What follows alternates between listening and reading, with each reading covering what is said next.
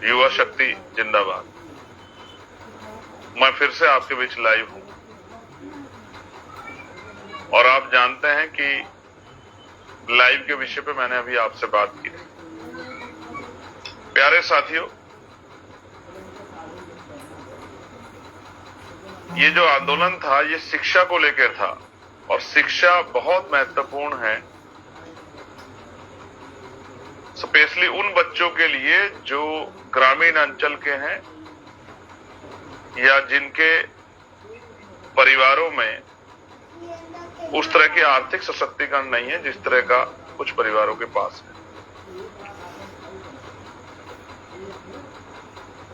इसलिए हम लोग इस आंदोलन में जुड़े और जितनी हम लोग कोशिश कर सकते थे, जब जब समर्थन देना हो, लोगों को बुलाना हो, जब उसको हटाने की बात की, उनके साथ खड़े होना हो, उनकी मदद करना हो, या फिर जो है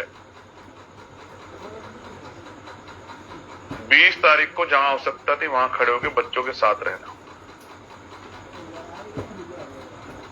लेकिन महत्वपूर्ण यह है साथियों कि जब लोकसभा में इस विषय पर चर्चा हुई तो मैं अपनी बात रखना चाहता था, लेकिन मुझे मेरी बात रखने नहीं दी गई। हो सकता है सत्ता को मेरी बात बुरी लगी हो सकता है कि मेरे सवालों का जवाब सरकार के पास ना हो सकता है कि सत्ता विरोध को सुनना ना चाहती हो, और हो सकता है कि हमारे सुझाव को सरकार ना मानना चाहती हो। लेकिन मेरे बहुत सारे सुझाव थे जिनको मैं देना चाहता था। मेरे मन में बहुत सारे सवाल थे जिनको मैंने पूछना शुरू किया था, लेकिन मेरा समय खत्म कर दिया गया। मुझे बड़ी तकलीफ हुई कि मैं अपने लोगों से बात करना चाहता था, उनकी आवाज उठाना चाहता था, उन युवाओं को न्याय मिले, और जो वादे सरकार ने पूरे वादे किए थे उनको पूरा नहीं कर पाए, उस पर भी मुझे जवाब मांगना था। तो मैं वहां नहीं कह पाया, लेकिन मेरे पास ये प्लेटफॉर्म है कहने के लिए कि हम किस तरह के सुझाव थे हमारे भविष्य के लिए, किस तरह का परीक्षाओं में सुधार होना चाहिए। कोई भी परीक्षा हो, पहला सुधार कि बच्चों से एग्जाम फीस ना ली जाए। बहुत सारी परीक्षाएं होती हैं, नौकरियों के लिए, भर्तियों के लिए एग्जाम आते हैं, फॉर्म आते हैं, और आप देखिए जैसे 10,000 भर्ती आई और 50 लाख बच्चों ने फॉर्म भरा, नौकरी कितने बच्चों को मिलेगी? 10,000 को। फॉर्म कितने बच्चों ने भरा? 50 लाख बच्चों ने। बेरोजगारी की हालत यही है। लेकिन 49,90,000 बच्चों ने भी पैसा दिया, समय खर्च किया। उनका क्या? उनके जो एग्जाम फीस के नाम पे आपने पैसा लिया वो उनको क्यों नहीं लौटाते आप? तो मेरा ये मानना है कि बेरोजगार नौजवान जो टैक्स दे रहा है ऑलरेडी, कपड़े में, जूते में, खाने पीने के सामान में, आने जाने में, बसज में, ट्रेन में, हर चीज पे टैक्स जो है हमारे टैक्सेस सिस्टम की वजह से लगता है, किताबों पे, कॉपियों पे, इंटरनेट पे, हर चीज पे जो टैक्स देता है, तो उनके साथ परीक्षाओं में भी नौकरी के नाम पे इस तरह का घोटाला क्यों? आर्थिक मार क्यों? इसलिए मेरी मांग थी कि परीक्षाओं को, किसी भी तरह की परीक्षा हो, चाहे नौकरी की हो या एग्जामिनेशन फॉर्म की हो, उनसे ये जो परीक्षा शुल्क है वो हटाया जाए। दूसरा, आप सेंटर लगा देते इतनी दूर, 500 kilometre, 400 kilometre, 300 kilometre, 200 kilometre, home centre रखे जाएं। युवाओं के समवर्ती जिले में हो जाएं, 100 किलोमीटर के अंदर में। बेटियों के, बच्चियों के होम डिस्ट्रिक्ट में सेंटर। ऐसा नहीं कि उनको जो है आप भेज दो 200-400 किलोमीटर, उनके साथ जाना पड़ेगा परिवार किसी एक आदमी को। ऐसी सुरक्षा व्यवस्था नहीं है आपकी। तो आप भेजोगे, परिवार का एक आदमी जाएगा, एक दिन पहले जाएगा, कहाँ रुकेगा? होटल में, किसी रिश्तेदारी में। कहीं रिश्तेदारियां भी नहीं होती है। रात को कहाँ समय बिताएंगे? रेलवे स्टेशन पे, बस स्टैंड पे, कहाँ? कोई जिम्मेदारी नहीं है आपकी, आपने बस सेंटर डाल दिया। तो सेंटर भी बेटियों के गृह जनपद में हो और बेटों के समवर्ती जिलों में हो कि सुबह 1 घंटे में चला जाए। पेपर टाइम ऐसी हो 11 बजे के लगभग, 2 बजे के लगभग, जिससे कि घर से चल के आसानी से परीक्षा हॉल तक हम लोग पहुंच जाएं। फिर आप जो है नॉर्मलाइजेशन का जो है विरोध बच्चे यूपी पीसीएस के भी कर रहे थे, नॉर्मलाइजेशन खत्म करना चाहिए, स्कोर बोर्ड जारी हो, स्कोर कार्ड, कोई भी एग्जाम हो, किस बच्चे के कितने मार्क्स आए, इसलिए जो है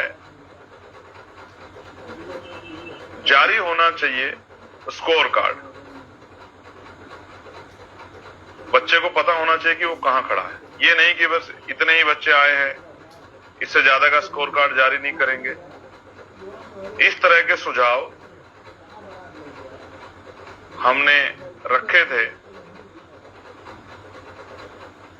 अपनी चर्चा में, लेकिन हमें क्योंकि बोलने नहीं दिया गया, इस वजह से हम अपनी चर्चा को वहां नहीं रख पाए, अपनी बात को नहीं रख पाए।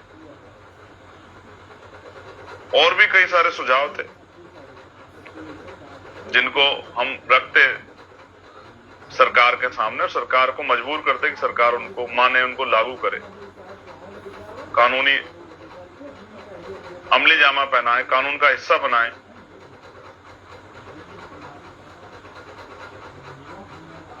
जैसे पेपर लीक नहीं होने, आप कह रहे हैं फास्ट ट्रैक कोर्ट हम बना रहे हैं, इसका मतलब आप ये तय कर रहे हैं कि भविष्य में पेपर लीक चलता रहेगा, इसलिए सजा हो जाए फास्ट ट्रैक कोर्ट में, इसलिए फास्ट ट्रैक कोर्ट बना रहे। पेपर लीक के लिए स्थायी प्रक्रिया क्या है आपके पास, अस्थायी व्यवस्था क्या बनाई है आपने नए बिल में भी?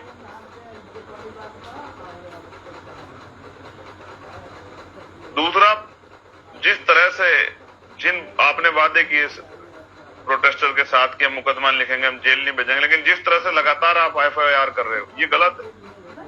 आप अपने वादे से मुकर रहे हो, इस पे भी हम जवाब मांगते हैं। आपने कहा था किसी पे एफआईआर नहीं होगी। फिर ये युवाओं के लिए रोजगार पे भी चर्चा होनी चाहिए। पढ़ लिख के बच्चे घूम रहे हैं, डिग्रियां लेके घूम रहे हैं, कहीं रोजगार नहीं है।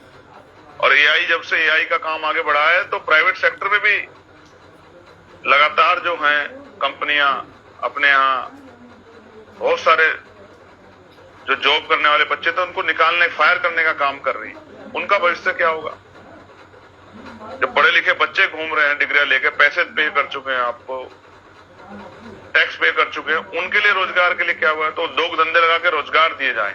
और हालात ये है, बीएड करके, पीएचडी करके, एमबीए करके, एमसीए करके, इंजीनियरिंग करके बच्चे जो हैं मजबूरी में पैकिंग का काम कर रहे हैं। बीटेक, एमटेक होल्डर, आईटीआई करे हुए बच्चे, पॉलिटेक्निक करे हुए बच्चे मजबूरी में कंपनियों में 10-10, 12-12, 14-14 हजार रुपए में पैकिंग का काम कर रहे हैं, काउंटिंग का काम कर रहे हैं, चौकीदारी का काम कर रहे हैं। मतलब जिस तरह की काबिलियत उन्होंने हासिल की, उस तरह का भी जॉब आप उनको नहीं दे पा रहे हो। ये कैसी सरकार है? ये क्यों नहीं सोचना चाहते नौजवान के बारे में? मैं ये बता दूं, राजनीति अलग बात है, लेकिन नौजवानों के लिए उनके हाथों को मजबूत करना ये सबसे इंपॉर्टेंट है देश के लिए। अभी हम तभी युवा शक्ति बने रहेंगे। सिर्फ वीडियो बना के हेलो फ्रेंड्स कह के काम नहीं चलेगा, हमें उनको रोजगार देना पड़ेगा, उनको मजबूत करना पड़ेगा, उनकी जेब तक पैसा पहुंचाना पड़ेगा। जो मार्केट है वो डिमांड एंड सप्लाई पर टिकी है। जब लोगों की जेब में पैसे ही नहीं होंगे तो फिर कैसे बात आगे बढ़ेगी? कि अगर मार्केट जाएंगे भी और कुछ जेब में पैसे तो खरीदेंगे क्या? चक्कर लगा के आने से मार्केट थोड़े आगे बढ़ जाएगी। इसलिए मैं महसूस करता हूं कि पढ़े लिखे नौजवानों को उनकी काबिलियत के, उनकी पढ़ाई के हिसाब से रोजगार नहीं मिल रहा है। मैंने तो अपनी आंखों से देखा, एमटेक बीटेक होल्डर जो है चपरासी की नौकरी के फॉर्म भर रहे हैं बेचारे। एक फॉर्म आया था सिंचाई विभाग में, मैंने खुद देखा, उसमें अर्हता थी 10वीं पास, और उसमें polytechnic, ITI, BTech, MTech, BCA, MCA, यहां तक कि पीएचडी होल्डर बच्चों ने भी फॉर्म भरा हुआ था, एमए, एमएससी करे बच्चों ने। तो समझ आता है बेरोजगारी की हालत क्या है। देश को सोचना पड़ेगा, सरकारों को सोचना पड़ेगा। और मैंने तो एक नई खबर सुनी, मैंने बात भी की थी बच्चों से फतेहपुर में। फतेहपुर के जो बच्चे अपने स्कूल के जर्जर होने के ऊपर के लिए लड़े कि कल उनकी जान पे कोई आफत ना हो जाए, उनको नुकसान ना हो जाए, कोई ये बिल्डिंग ना गिर जाए। तो मैं बड़ा ताज्जुब रहा कि उनकी जांच हो रही है, उनकी फंडिंग की, कि उन्होंने जो है विरोध कैसे करा। देश जाग रहा है भाई, ये जैन अल्फा जो वहां फतेहपुर में वो कर रहे थे, मैं अधिकारियों को कहना चाहूंगा, इनको तंग मत करो आप, इनको डराओ धमकाओ मत। ये भारत का भविष्य है, ये नौजवान है, युवा है, देश की शक्ति है। इनको आप परेशान मत करो, इनको डराओ मत। ये होगा इस देश में। अब नौजवान अपने अधिकारों के लिए सवाल करेगा, हर व्यक्ति सवाल करेगा, अधिकारियों सवाल करेगा, नेताओं सवाल करेगा, अपनी यूनिवर्सिटियों के चांसलर सवाल करेगा। अब जागरूकता बढ़ी है लोगों में, लोग सवाल करना सीख गए हैं। इसलिए तो शिक्षा से सरकार बच रही है। 94,000 स्कूल बंद करवाने वाली सरकार कितने नौजवानों के हित थी, शिक्षा कितनी सी, हमें समझना पड़ेगा। तो प्यारे साथियों, बहुत सारी चीजें थी जिन पे हम चाहते थे चर्चा हो, सुझाव दिए जाएं, उन सुझावों को लागू किया जाए। जैसे कैलेंडर बने, ईयरली कैलेंडर बने, हर साल का कैलेंडर बने, राज्य का भी और केंद्र की कौन कौन सी परीक्षा कौन से मंथ में आएगी, क्योंकि मैं जानता हूं राज्य की कौन कौन सी परीक्षा कौन से मंथ में आएगी, कब फॉर्म भरने का समय क्या है, कब जो है फॉर्म की लास्ट डेट होगी, कब जो है परीक्षा की डेट आएगी, कब रिजल्ट आएगा, ये पता होना चाहिए। क्योंकि मैं जानता हूं जब इस तरह के फॉर्म्स वगैरह भर जाते हैं तो बच्चे जो प्राइवेट जॉब कर रहे होते हैं, काम छोड़ के आते हैं और तैयारी करते हैं मन लगा के, और आप उसकी डेट बदल देते हो। वही घर का सहारा होते, घर चलाने वाले, लेकिन वो फिर टूट जाते हैं, कमजोर पड़ जाते हैं। क्या अन्याय अब नहीं चलेगा देश के अंदर? मैं इसलिए आपके सामने लाइव आया कि आपको बता सकूं कि मैं इन सारी बातों को लेके वहां पार्लियामेंट में जोर से सवाल खड़ा करता, बच्चों पर चली लाठी गोली का हिसाब मांगता, लेकिन मुझे बोलने नहीं दिया गया। तो जब मुझे वहां नहीं बोलने दिया गया, मुझे लगा मुझे आपसे बात करके बताना चाहिए कि हम आपके बारे में क्या सोच रहे हैं। और मैं स्पेशली उत्तर प्रदेश उत्तराखंड के नौजवान साथियों से कहना चाहता हूँ, हम आपके साथ खड़े हैं। हम इस लड़ाई को लड़ेंगे, मजबूर करेंगे कि रोजगार को इशू बनाएंगे।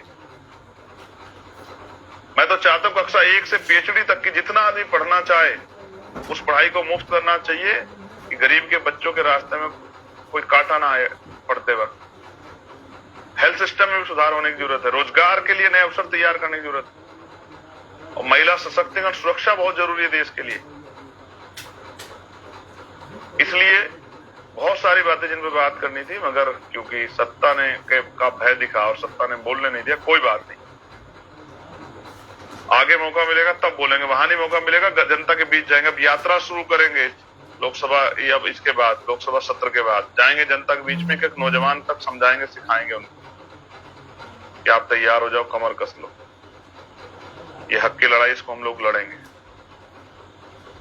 मैं आपका धन्यवाद करता हूं जितने साथी दिल्ली आए थे, या जहां जिन्होंने 25 तारीख को प्रोटेस्ट किया, पार्टी के नेताओं का, कार्यकर्ताओं का, नए युवा साथियों का धन्यवाद करता हूं और आपको बधाई और मंगल कामनाएं देता हूं कि आप इसी तरह लड़ते रहिए, संघर्ष कीजिए, जीत आपकी होगी, डरिए मत। आज शेरे भारत शहीद श्रोमणी उधम सिंह जी का बलिदान दिवस है। मैंने मांग उठाई है उनके लिए कि उनको जो है मरणोपरांत भारत रत्न दिया जाए, और उनकी एक मूर्ति पार्लियामेंट में लगे कि देश का नौजवान, हम जैसे नौजवान उनको नमन कर सकें, उनको याद कर सकें, उनकी शहादत को याद कर सके, देश के प्रति उनके असीम प्रेम को याद कर सके। ये मांग हमने उठाई। आज मैं आपसे भी कहता हूं, देश के वीर महान पुरुषों का सम्मान होना ही चाहिए, जाति धर्म से ऊपर उठ। इसलिए मैंने शहीद श्रोमणी उधम सिंह जी के लिए एक मूर्ति जो है उनकी लगे पार्लियामेंट में, इसकी मांग उठाई, और उनको भारत रत्न दिया जाए, इसकी मांग मैंने उठाई। और रही बात जो साथी को लिख रहे ईवीएम, उनको लेके हम लोग तैयार हैं। ईवीएम भी हटाएंगे, देश भी बचाएंगे, संविधान बचाएंगे, और नौजवानों को उनका अधिकार भी दिलाएंगे, अच्छी शिक्षा चिकित्सा व्यवस्था भी लागू कराएंगे, बहन बेटियों के सम्मान की रक्षा भी करेंगे, उनको सुरक्षित भी करेंगे, उनको शक्ति भी देंगे। बहुत बहुत धन्यवाद। जय भीम, जय भारत, जय संविधान, जय मंडल, जय जोहार, जय जवान, जय किसान, जय लोकतंत्र, जय विज्ञान।